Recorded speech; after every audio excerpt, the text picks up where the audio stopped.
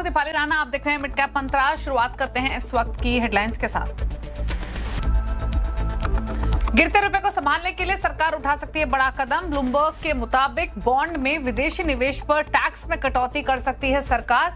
खबर के बाद रुपए में 30 पैसे की रिकवरी, बॉन्ड यील्ड में भी आई कमी। विदेशी निवेश पर टैक्स में कटौती की उम्मीद ने बाजार में भरी जोरदार रफ्तार। निफ्टी 250 पॉइंट से ज्यादा चढ़कर 23,700 के करीब पहुंचा। बैंक निफ्टी में 800 पॉइंट का दिखा उछाल। मिड कैप में भी लौटी रौनक। इंडिया विक्स में करीब 3% की गिरावट।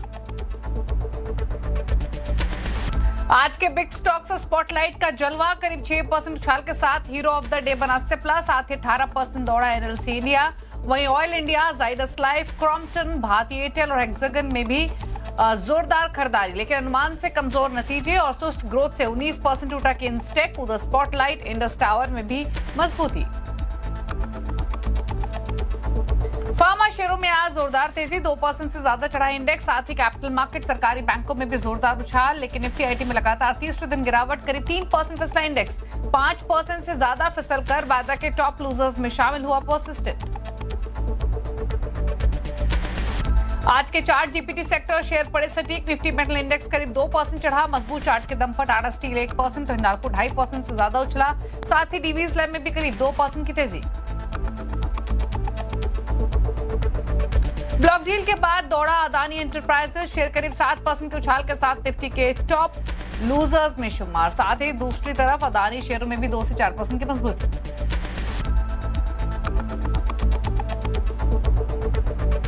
आप देख रहे हैं मिड कैप मंत्रा और मार्केट का एक्शन सबसे पहले आपकी स्क्रीन पर लेकर आते हैं। नजर डालते हैं किस तरीके का रुझान आज के कारोबार में देखने को मिल रहा है। हालांकि अब तक का सेशन काफी ऊपर नीचे वाला सेशन था। वॉलेटिलिटी हमने क्लियरली मार्केट में देखी। इनफैक्ट शुरुआत के जो 2 घंटे थे मार्केट्स के लिए वो तो उथल पुथल भरे ही थे, लेकिन एकाएक एक रिकवरी मार्केट से बनी, जिसकी बदौलत दिन के ऊपरी स्तरों पर ट्रेड करता हुआ दिखाई दे रहा है।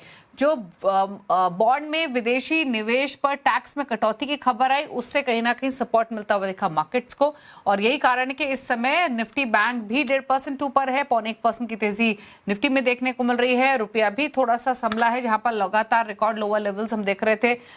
इस समय 94.72 के आसपास ट्रेड कर रहा है।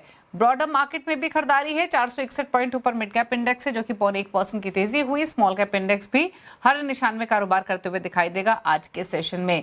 ब्रेंट हालांकि अभी भी एलिवेटेड लेवल्स पर ही है। $106 के नजदीक ब्रेंट इंटरनेशनल मार्केट्स में कारोबार कर रहा है।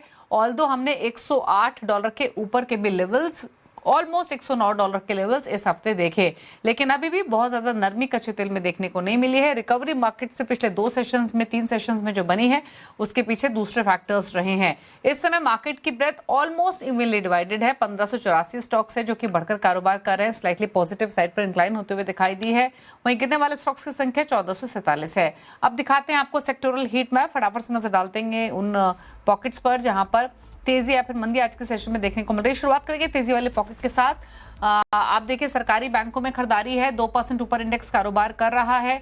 2.25% ऊपर मेटल इंडेक्स है। फार्मा 2.5% ऊपर है। रियल्टी में 1% के गेंस देखने को मिल रहे हैं। सिर्फ एकमात्र आईटीए जो आज पार्टिसिपेट नहीं कर रहा है, यहाँ पर लॉसेस ठीक ठाक हैं, क्योंकि 0.3% नीचे निफ्टी आईटी ट्रेड कर रहा है। इनफैक्ट इस हफ्ते अगर ओवरऑल अब तक के 4 सेशंस का इवैल्यूएशन करें तो ठीक ठाक गिरावट आईटी में देखने को मिली है, 6% के आसपास की।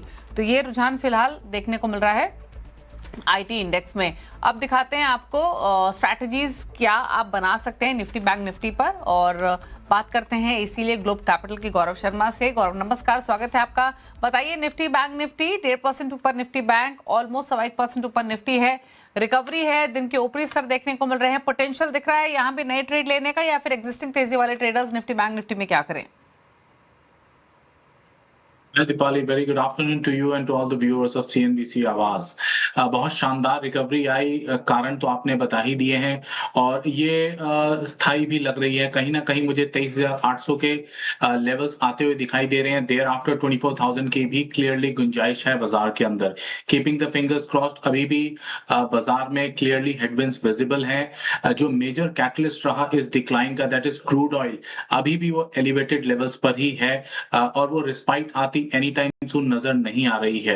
Therefore other factors, domestic factors जो कि एक अनाउंसमेंट हुई उसके चलते ये रिकवरी है, which is although a positive sign कि डोमेस्टिक फैक्टर्स पे बाजार चल रहा है, बिकॉज अभी तक ग्लोबल फैक्टर्स ही इन्फ्लुएंस कर रहे थे।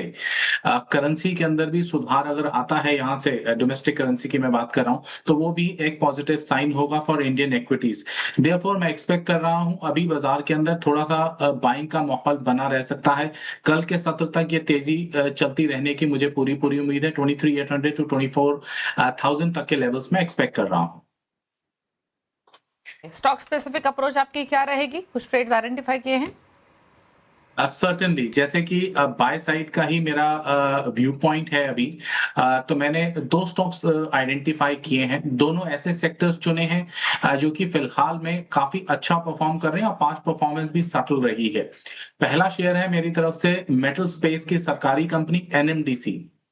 93 रुपए के अराउंड स्टॉक ये ट्रेल कर रहा है, काफी शानदार परफॉर्मेंस दी है और एक फ्रेश ब्रेकआउट के लिए तैयार है। 91 रुपीज का स्टॉप लेके 98 तक के टारगेट्स में एक्सपेक्ट कर रहा हूं NMDC से। दूसरा जो शेयर मैंने आज के लिए चुना है Deepali, that is from the pharma space, Jubbal pharma.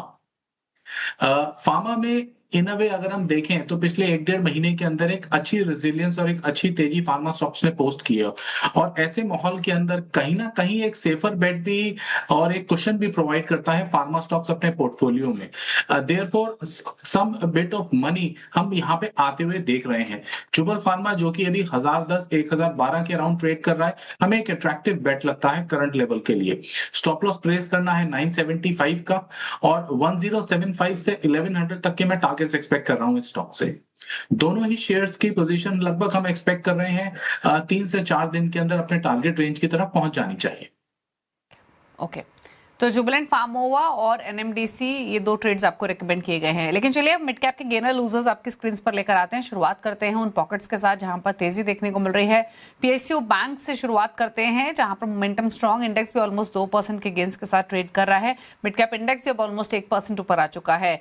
PSU bank space में जहां तेजी है उसमें इंडियन बैंक 3% ऊपर, 3% ऊपर bank of Baroda, bank of India 2.5% ऊपर, और साथ ही यूनियन बैंक में 2.25% की तेजी है। फार्मा आज क्लियर लीडर है, यहाँ पर बाइंग जिन स्टॉक्स में जबरदस्त देखने को मिल रही है उसमें इप्का लैबोरेटरीज 5% ऊपर, जाइडस लाइफ 6% ऊपर है, एल्केम लैबोरेटरीज 3% ऊपर है, 3.25% ऊपर है जनता फार्मा। पावर शेयर्स में जहां बाइंग है उसमें अदानी पावर, अदानी ग्रीन दोनों में ही 3.5% की तेजी, अदानी ग्रीन में, अदानी पार 5.25% ऊपर है, 3% ऊपर है सीमेंस, टाटा पार में 1.5% का उछाल देखने को मिल रहा है। केमिकल स्पेस में शानदार मोमेंटम है आज के सेशन में, और इनफैक्ट जो स्टॉक सबसे ज्यादा स्ट्रेंथ दिखा रहे हैं इस स्पेस में उसमें बालाजी अमाइंस अब 20% के सर्किट पर, एल्काइल अमाइंस 14% ऊपर है, 5% ऊपर है कैमलिन फाइन साइंसेस, GNFC 5% ऊपर है। रियल्टी में जहां पर बाइंग है उसमें प्रेस्टीज, DLF और ओबरॉय है, तीनों में ही तेजी देखने को मिल रही है। 2% ऊपर है प्रेस्टीज, DLF 2.25% ऊपर, 1% ऊपर ओबरॉय रियल्टी कर रहा है ट्रेड। और IT क्योंकि लूजिंग साइड पर ही रहा इस पूरे हफ्ते, नुकसान आज भी ठीक ठाक है, 7% नीचे है आर सिस्टम्स, परसिस्टेंट में 5% की कमजोरी, 3% नीचे LTI माइंट्री, और कोफोज में भी 2.5% की गिरावट देखने को मिल रही है। तो ये रहा मिड कैप्स का हाल आपकी स्क्रीन पर। लेकिन इसके अलावा बात करेंगे केन्सटेक की, और केन्सटेक में आज हम जोरदार गिरावट देख रहे हैं। शेयर 21% फिसलकर एक्सीडेंट ऑफ द डे बना है। गिरावट के पीछे की वजह क्या है समझते हैं। आशीष चतुर्वेदी हमारे साथ हैं। आशीष बताइए, 800 रुपए नीचे है अभी भी, 20% का नुकसान केन्सटेक में क्यों? बिल्कुल, बहुत बड़ा एक्सीडेंट है आज का, और इसके नतीजे आए। दरअसल नतीजे हर पैरामीटर पर अनुमान से काफ़ी कमज़ोर यहाँ पर देखने को मिले, लेकिन मार्केट को निराशा इस बात से हो गई कि जिस प्रकार से रेवेन्यू ग्रोथ की गाइडेंस यहाँ पर मैनेजमेंट ने शेयर की वो मीट नहीं हो पाई, और इसी के चलते देखें तो स्टॉक में बड़ा कट देखने को मिला। तकरीबन 1700 करोड़ की रेवेन्यू यहाँ पर इन्होंने गाइडेंस दी गई थी, लेकिन इसके अलावा भी देखें तो चाहे आप इंटरनल्स देखें बड़ी कमज़ोरी नजर आएगी। वर्किंग कैपिटल डेज अब 125 है, ये गाइडेंस दी थी कि 85 दिनों के आसपास देखने को मिलेगा। मार्जिन 150 बेसिस पॉइंट यहाँ पर पिछले साल के मुकाबले घटे हैं, और साथ में जो ग्रॉस डेट है इसमें भी कोई सुधार नहीं, 870 करोड़ के करीब का आंकड़ा देखने को मिला। लेकिन मैनेजमेंट की कॉन्फ्रेंस कॉल पर और TV18 के इंटरव्यू में देखें तो खास बात यहाँ पर यह कही कि सरकार की तरफ से इन्हें कुछ 2 बड़े ऑर्डर्स मिलने की उम्मीद थी, जिसके चलते एक ट्रैक्शन बढ़ता था। ये एक्सपेक्ट कर रहे थे कि मार्च के आखिरी 10 दिनों में ये 2 बड़े ऑर्डर्स यहाँ पर मिलेंगे, जो कि नहीं मिले। लेकिन साथ में ये बता रहे हैं कि आगे होप यहाँ पर देखने को मिल रही है। और ख़ासतौर पर अगर आप देखें तो इनका जो सेगमेंट है स्मार्ट मीटर सेगमेंट, इसमें ग्रोथ देखने को मिल सकती है।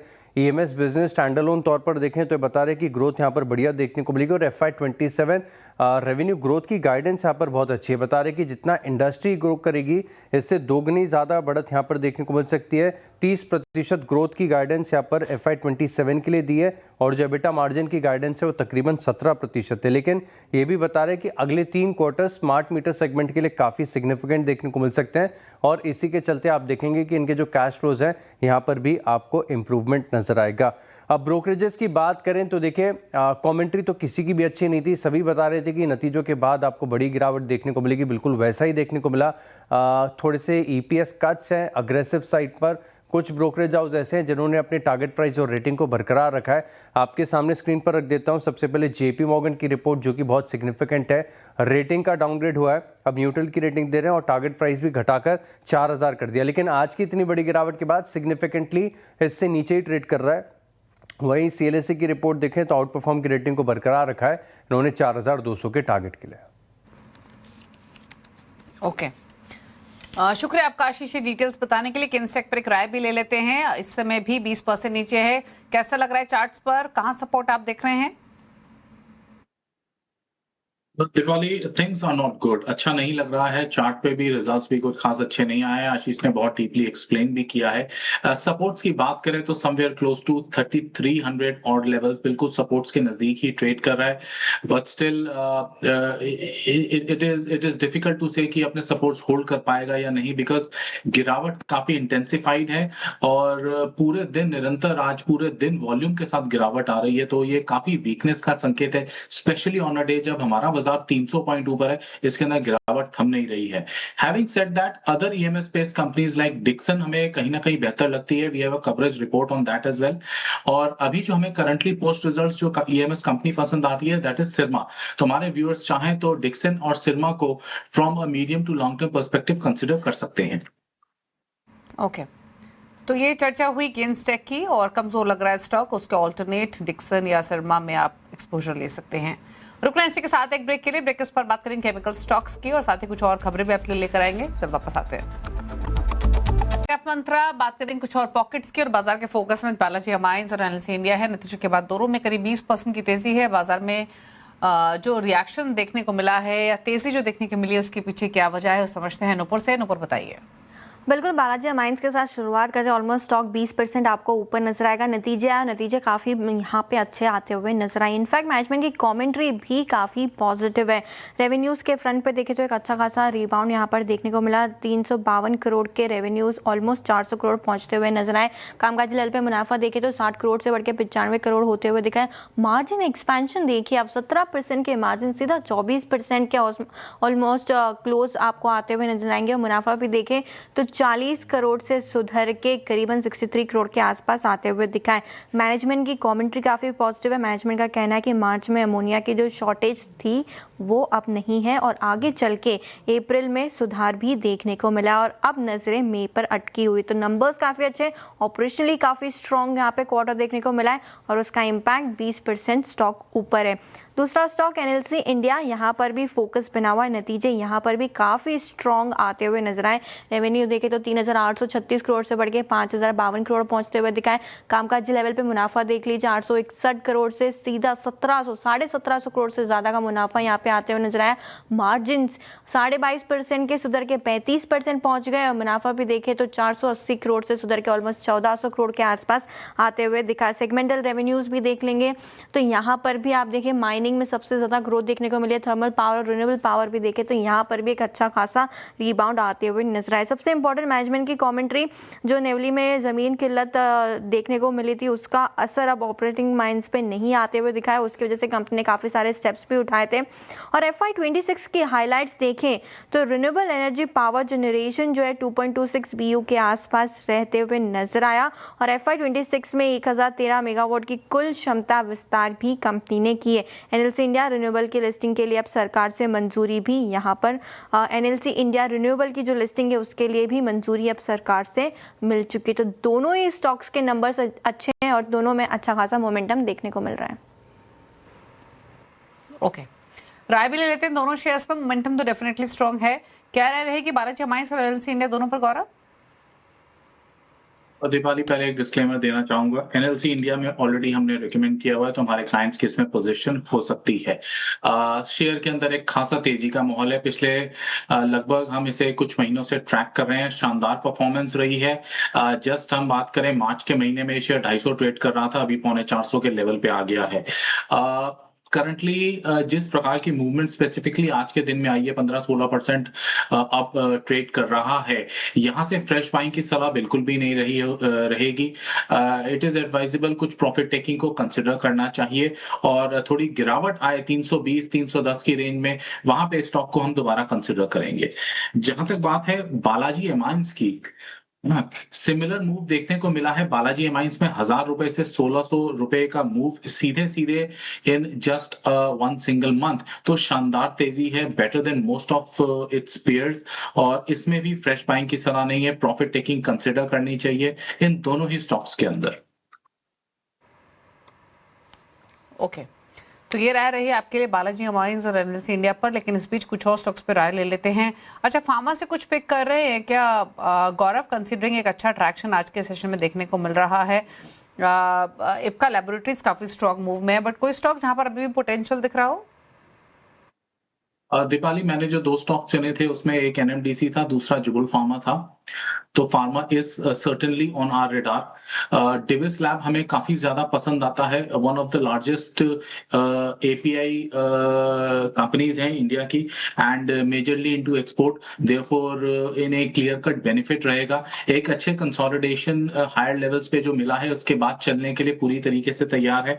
आपने जो पॉइंट आउट किया स्टॉक इप्का लैबोरेटरीज, आज के सत्र में एक अच्छा 4% का स्टेलर अपमूव देखने को मिल रहा है, लेकिन स्टिल कुछ हेडविंड्स हैं यहाँ से, कुछ कंसोलिडेशन और रहेगा, और इसका ब्रेकआउट पॉइंट होगा 1625 का। आई थिंक अभी इप्का में थोड़ा सा वेट करना चाहिए, 1625 का ब्रेकआउट मिले, देयर आफ्टर उसे ट्रेडिंग पर्सपेक्टिव के लिए 1750 एंड देन 1900 के लेवल्स के लिए कर सकते हैं। मीडियम टू लॉन्ग टर्म के लिए एक सदाबहार शेयर मैं देना चाहूंगा व्यूअर्स को, डिविस लैब। यहां से क्लियरली आई थिंक आने वाले 1-2 क्वार्टर्स के अंदर इस स्टॉक के अंदर हमें 7500 से 8000 के लेवल्स देखने को मिल जाएंगे। तो ये रही इप्का लैबोरेटरीज पर। फार्मा में हालांकि ज्यादातर स्टॉक्स आपको अच्छे मोमेंटम में ही दिखाई देंगे। डॉक्टर रेड्डीज देखिए अब दिन के ऊपरी स्तर पर ट्रेड कर रहा है। अच्छा, इस बीच एक स्टॉक देखिए एमटार टेक्नोलॉजीज, क्या मूव रहा है स्टॉक का? मतलब आज भी ये स्टॉक 9% ऊपर है और लगभग 1 महीना हो चुका है स्टॉक को, ज्यादा ही इनफैक्ट। इसने इनफैक्ट मार्च एंड अप्रैल की शुरुआत से चलना शुरू किया था, और वहां से जो इसने चाल दिखाई है, इसने थमने का नाम नहीं लिया। अपने नए हाइस पर ट्रेड करते हुए एमटार टेक का स्टॉक इस समय 7337 पर कारोबार कर रहा है। लेकिन चलिए रुकना इसी के साथ एक ब्रेक के लिए, जल्द वापस आते हैं। आप देख रहे हैं मिड कैप मंत्रा, एक बार टाटा मोटर्स पीवी आपकी स्क्रीन पर लेकर आते हैं। आज नंबर्स आने हैं, और नंबर्स की एक्सपेक्टेशंस की बात करें तो हालांकि डीमर्जर हुआ, इसकी वजह से सालाना आधार पर नंबर्स कंपैरेबल नहीं है नवंबर में, क्योंकि डीमर्जर हुआ था, तो इसीलिए सीक्वेंशियल बेसिस पे अगर आइडियली कंपैरिजन नहीं बनता है, बट स्टिल एक सेंस लेना हो तो बता दें आपको, पिछले क्वार्टर में साइबर अटैक की वजह से नंबर्स काफ़ी इंपैक्टेड थे नेगेटिवली। जेएलआर की परफॉर्मेंस काफ़ी नेगेटिवली इम्पैक्ट थी, इसलिए पिछले क्वार्टर में इन्होंने लगभग 3486 करोड़ का घाटा रिपोर्ट किया था। अब अनुमान यह है कि रिकवरी देखने को मिलेगी थोड़ी सी, 2220 करोड़ के आसपास का मुनाफा कंपनी पोस्ट कर सकती है। इनकम में भी ग्रोथ देखने को मिल सकती है। एबिटा भी 8360 करोड़ पर रह सकता है, मार्जिन 7.61% पर रह सकते हैं। अच्छा, बताना जरूरी है कि जब साइबर अटैक Q3 में देखने को मिला था, उसके बाद इमीडिएटली हमने मंथ ऑन मंथ बेसिस पे एक रिकवरी जेएलआर के वॉल्यूम्स में आते हुए देखी थी, लगभग 60% के आसपास की। इसीलिए अगर आप जेएलआर की परफॉर्मेंस पिछले साल से तुलना करेंगे, क्योंकि जेएलआर के पिछले साल के आंकड़े हैं स्टैंडअलोन बेसिस पे, तो पिछले साल के मार्जिन जेएलआर के 15-16% के आसपास होते थे, जो कि इस बार 7.6% पर आ रहे हैं। हालांकि पिछली तिमाही में ये 0.7 थे, तो यानी तेजी से जो इम्पैक्ट देखने को मिला वो रिकवर तो हुआ है, लेकिन फिर भी पिछले साल के मुकाबले जेएलआर के जो मार्जिन है वो आधे रहेंगे। हालांकि जो इनका डोमेस्टिक पैसेंजर व्हीकल सेगमेंट है वो बेहतर परफॉर्म करता हुआ दिखाई देगा, वही ग्रोथ ड्राइवर रहेगा। 7 से 8% का इंक्रीज एवरेज सेलिंग प्राइस में देखने को मिल सकता है। इंपॉर्टेंट नंबर्स के साथ मैनेजमेंट की कमेंट्री रहेगी 4-5 मुद्दों पर। पहला तो ये कि ईवी पेनिट्रेशन को लेकर क्या प्लान प्लान्स एग्जैक्टली कि कंपटीशन इंटेंसिफाई हो रहा है, ईवी सेगमेंट ग्रोथ ड्राइवर रहा है टाटा मोटर्स पीवी के लिए सो फार। दूसरा, कमोडिटी कॉस्ट जो बढ़ रही है उससे कितना प्राइसिंग प्रेशर कंपनी फेस कर रही है, प्राइस हाइक को लेकर क्या प्लान है, क्या स्ट्रैटेजी है, JLR की ऑर्डर बुक कैसी लग रही है, किस तरीके के डिमांड ट्रेंड्स देखने को मिल रहे हैं, most important supply chain normalise हुई है या फिर नहीं। तो ये कुछ कमेंट्री इंपॉर्टेंट रहेंगे। स्टॉक बिल्कुल फ्लैट ट्रेड कर रहा है नंबर्स से पहले। 337 पर टाटा मोटर्स पीवी, क्या राय रहेगी आपकी गौरव? दीपाली, नंबर्स में मेरा जो इंटरेस्ट रहेगा वो खासा इंटरेस्ट ये चीज देखने में रहेगा कि मैनेजमेंट कमेंट्री में आगे ग्रोथ के क्या हाइलाइट्स देते हैं और उनके प्लान्स क्या लेआउट करते हैं। बिकॉज एक इंपॉर्टेंट सेगमेंट जरूर है डोमेस्टिक फ्रंट पे, खासकर वो प्ले करेगा that Tata Motors EV vehicle में 4-व्हीलर सेगमेंट का लीडर है। और साथ ही साथ में अब मारुति ने भी अपना फर्स्ट ईवी लॉन्च कर दिया है। तो yes, rightly pointed out, competition अब क्लियरली इंटेंसिफाई हो रहा है और स्टॉक ने अभी ऑफलेट परफॉर्म नहीं किया है। तो यस, सर्टेन हेडविंड्स हैं। तो petroleum vehicle and diesel vehicles में जहां पे दिक्कतें आएंगी, वहीं कहीं ना कहीं इनको एक ईवी बेनिफिट मिलना चाहिए। Being the largest player, I think वो मेजर बेनिफिशियरी निकल कर आएगा ईवी प्ले का, जो गवर्नमेंट फिलहाल एम्फसाइज कर रही है। ओके, चलिए, ये बात हुई टाटा मोटर्स पीवी की। 337 पर ट्रेड करते हुए नंबर्स पर रहेगा इंतजार। शुक्रिया गौरव आपका शो में आने के लिए, सभी ट्रेड्स रेकमेंड करने के लिए। इसी के साथ मिड कैप मंत्रा में तो इतना ही। ब्रेक के उस पर आप देख सकते हैं न्यूयॉर्क कंपनी में बातचीत करेंगे एमटार टेक के MD पी श्रीनिवास रेड्डी से। एक ब्रेक के बाद नमस्कार।